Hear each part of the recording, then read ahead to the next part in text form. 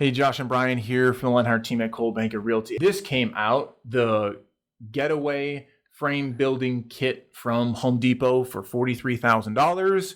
Now, we've ran into this before in the past. I think it's a little bit more of understanding of what else does that entail. Can I just buy a piece of land? Can I put this on there? And is it going to be $43,000? You know, what am I missing? This sounds like a deal too good to be true. And there's a lot of, I don't want to say they're not telling you, but one, you got to figure out, does your local city, county allow this situation? Most counties have a minimum square footage size. So if it's mobile scenario, then it might be able to. But, you know, kind of looking at this, it's, you know, for $43,000, it's the framing of it, doesn't include the finishes on the inside, which a lot of times can be just as expensive as the house itself. So that's from a quick snip from what I see on this.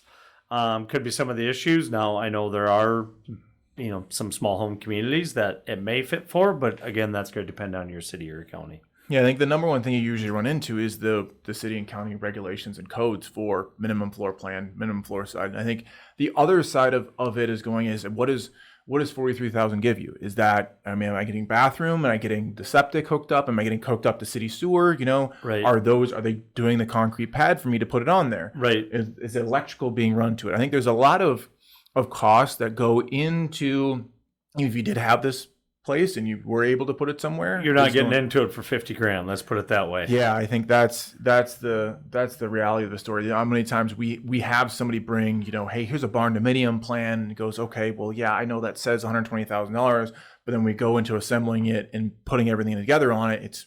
It's really not much cheaper, or an area doesn't allow it. Correct. So yep. I think with the Home Depot, maybe these start to become, you know, more prevalent and give some opportunities for some buyers. You know, I would be happy if we could start to do those, right? And some people could have some affordable housing for people. But I think it's also that reality is how do we put that into place? What are the other costs when it comes to it? And I think also how do we finance that? I just don't know. Right. You're going to be That's going to most likely, you have to find a local specialty mortgage. I don't know, you know, unless it's put down structurally how it's supposed to, you know, to make it, call it real property. I don't know. Getting financing could be a little tricky on that. Can you sell it? You know, so I think, you know, we might see seeing some more of these in the future. If somebody has done that, let us know, and they bought one. That, you know, what does it cost? What does it look like? You know, it's just not somebody.